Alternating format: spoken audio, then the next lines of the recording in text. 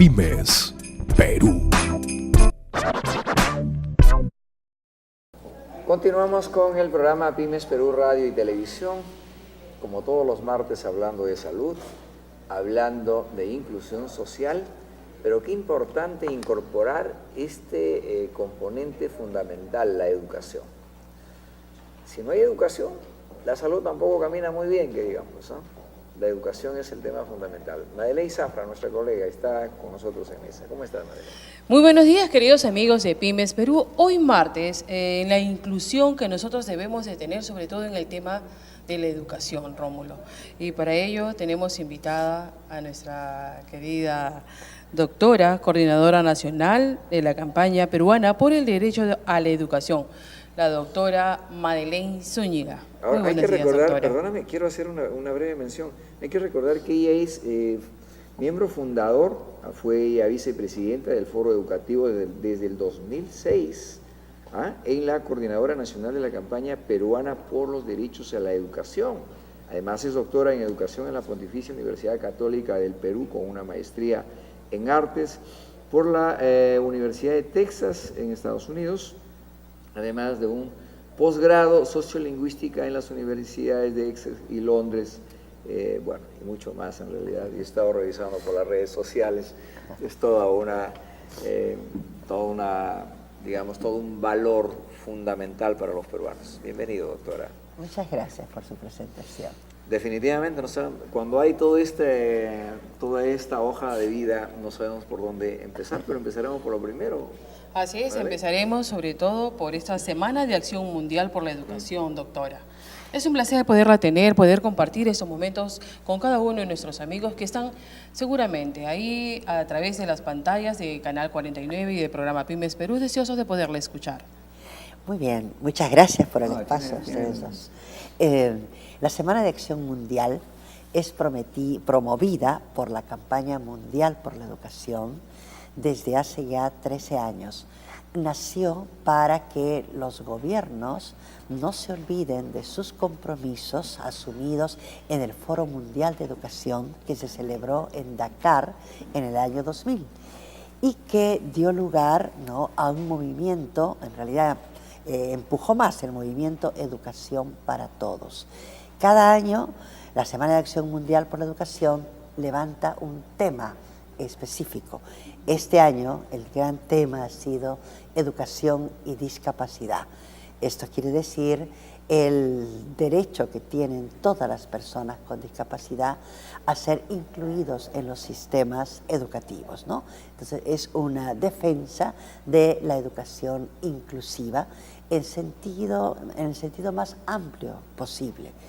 Pero esto quiero decir que nadie, ninguna persona, hombre, mujer, cualquiera sea su edad, su origen, su religión, su raza, etcétera, debe ser excluido del sistema educativo, ¿no?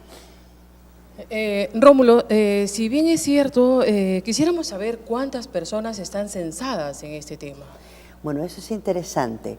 A raíz de que se declaró la década de las personas con discapacidad, eso fue el 2003, entonces se hizo un censo, demoró un poco en el 2012, y ahí aparece que en el país hay más de 1,5 millones de personas con discapacidad, ¿no?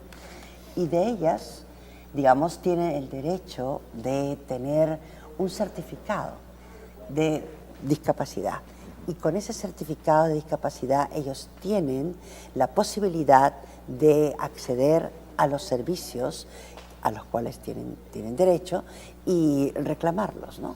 Porque muchas veces las personas con discapacidad pueden pasar un poco invisibles ante los funcionarios, especialmente en los diversos sectores públicos, ¿no? Ahora, doctora, de hecho, el tema que han elegido es un tema de interés no solamente de las personas que tienen discapacidad, tiene que ser de interés en general, porque como bien dice este pensamiento, la discapacidad no toca la puerta, la discapacidad ingresa y no elige a quién llegar. En consecuencia es un buen tema, pero centrando un poco frente al comentario, en el Perú se ha luchado por tener leyes. Bueno, ya se tiene la 29973, que hizo su reglamento, Así es. ¿cierto? La que significa que hay una nueva ley. Nos comentaban, por ejemplo, que hay otra ley sin reglamento para las personas sordas. Y hay otras leyes que están trabajando, que están vinculados al tema de la discapacidad.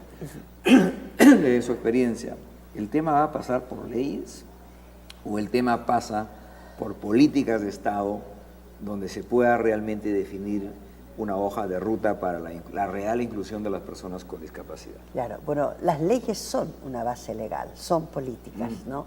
Lo que siempre nos hace falta son los planes de implementación de las políticas, además planes debidamente presupuestados, ¿no? Toda ley puede quedar en palabra muerta si es que no tiene de inmediato un reglamento y, sobre todo, planes de acción. ¿Cómo se va a hacer realidad esa ley? Y los planes de acción deben también definir con qué recursos humanos y financieros se debe contar para que la ley se haga realidad. El país realmente tiene excelentes leyes. Yo siempre digo que seríamos otro país si las leyes que tenemos, que son ejemplo a veces, realmente se cumplieran. Y eso es lo que pasa con la ley de las personas con discapacidad. De todas maneras, mire, contar con esa base legal es importante. ¿Por qué? Porque entonces se puede hacer la defensa de la discapacidad basándonos en el artículo tal de la ley, y cuando uno tiene ley es exigible el derecho.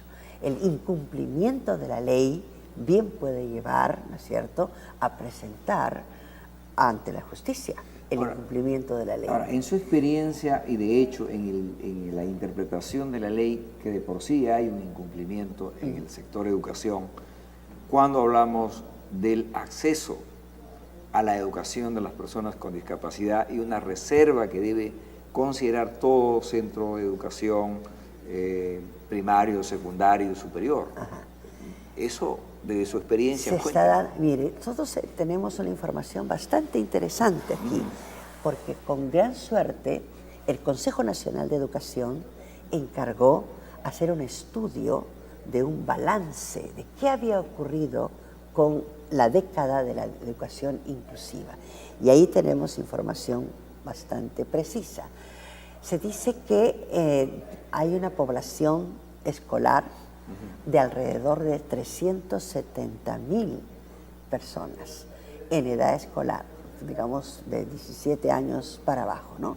De esos 370 millones, alrededor del 70 y tantos % va a la escuela, se matricula, o sea, hay bastante avance en el acceso.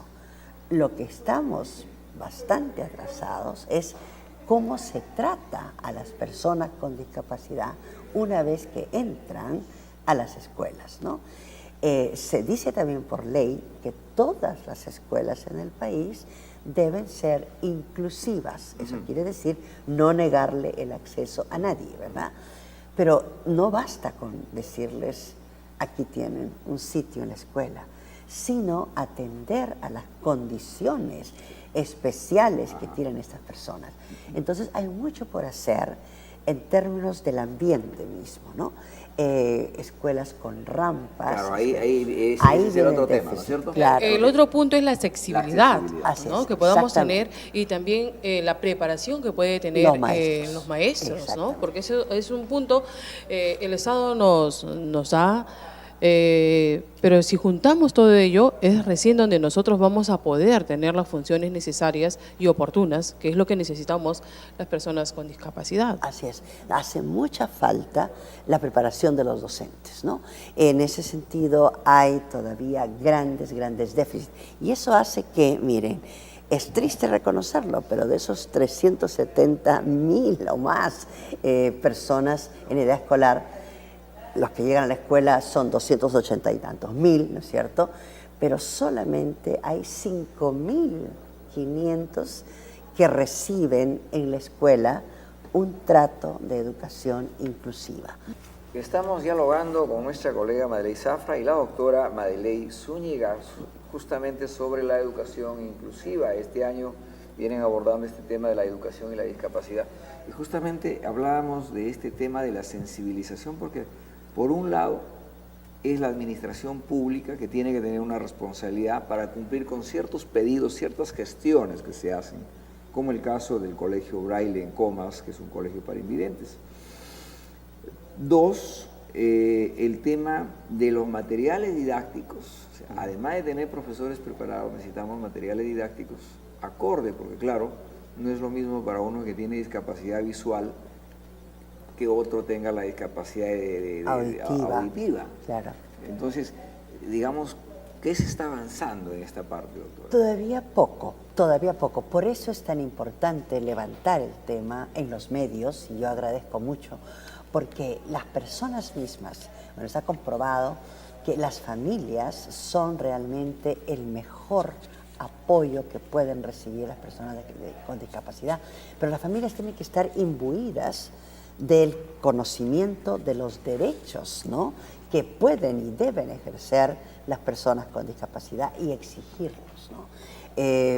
Si no les hacen caso, ir a la Defensoría del Pueblo. Inclusive hay una juntilla especialmente dedicada, ¿no?, a los derechos de las personas con discapacidad. Ahora, yo sobre eso, doctora, perdóneme, pero en un informe que hicimos sobre este colegio Braille, sí, el director nos mostraba documentos gestionando al Ministerio de Educación, a la Defensoría del Pueblo de hace 3 años, porque lo declaran prácticamente inhabitable una parte de las instalaciones. Y entonces nosotros lo llevamos al Congreso. Los niños estaban sin la alimentación porque ellos tienen estudiantes internado de provincias. Ajá, como un internado. Y porque había habido algunos cambios con antes PRONA y luego la nueva institución Jaliguarma, y entonces no recibían alimentación. Tuvimos que acompañar e ir a la municipalidad, es decir, es todo un tema. Así es. Así es, no, hay una gran insensibilidad en la población en general con respecto a las personas con discapacidad. Entonces, por esa razón digo, la difusión, ¿no?, de cuántos son, dónde están, en qué consisten las discapacidades y sobre todo hacer un llamado para que las personas felizmente sanas como nosotros nos pongamos a pensar, a reflexionar un momento en lo que significa para una persona con alguna discapacidad salir adelante. Hay que reconocerles la inteligencia que tienen, porque son personas muy inteligentes y la mayoría son de gran sensibilidad, ¿no? Tienen una sensibilidad especial, pueden ser muy artistas con diferentes manifestaciones, ¿no? Han demostrado además que cuando se les da trabajo pueden ser personas no solamente muy cumplidas, responsables, ¿no?, para demostrar que son capaces de trabajar muy bien, sino también muy leales a los trabajos, a las compañías, etcétera, donde les ofrecen trabajo. Entonces, creo que es mejor inclusive referirse a ellos como personas con habilidades diferentes, ¿no?, porque eso de discapacidad los puede marcar y puede hacer pensar al resto de la población que son personas pues que no son capaces. Que no son capaces y que tienen que esperar que alguien le dé algo. Que alguien les dé la Así mano. es, y muchas veces, ¿no?, vemos solamente la discapacidad y no vemos sus capacidades. Exactamente, ¿no? Y tienen muchísimas. O sea, una persona puede no escuchar bien, pero eso no quiere decir que tiene no solamente las habilidades motoras, sino la capacidad de pensamiento, ¿no? Son personas que cuando acceden a la educación superior pueden ser brillantes. Así es, doctora. Y otro punto que también nos interesa es de que tanto el trabajo es del gobierno, región, municipal, y otro punto de suma importancia son ustedes, familiares, que seguramente en estos momentos nos están escuchando. Cuando nos vamos a unir a ello, podemos lograr lo que hoy podemos decir, ¿no? No, definitivamente. Nosotros, cuando hemos celebrado la Semana de Acción Mundial, hemos tenido un evento público sobre discapacidad, del cual me siento muy contenta. Tuvimos una mesa, un panel con expertos que conocen el tema, ¿no? Y uno de nuestros invitados al panel fue el Centro Ann Sullivan. y otro fue la experiencia de una ONG que se llama Yancanawasi y funciona en San Juan del Lurigancho. En los dos casos, ¿no?, las dos experiencias demuestran que la familia es el soporte principal de las personas con discapacidad. Anne Sullivan decía que los estudios que ellos habían realizado, el 70% de las posibilidades de desarrollo así integral de una persona con discapacidad depende de la familia, y un 30% de los centros de educación a donde puedan asistir, ¿no? Entonces, ese es un llamado especial a las personas, a las familias, que sin ellos realmente la persona con discapacidad se siente sumamente sola, abandonada, sin posibilidades de desarrollarse plenamente, que es a lo que tiene derecho cualquier ser humano, ¿no?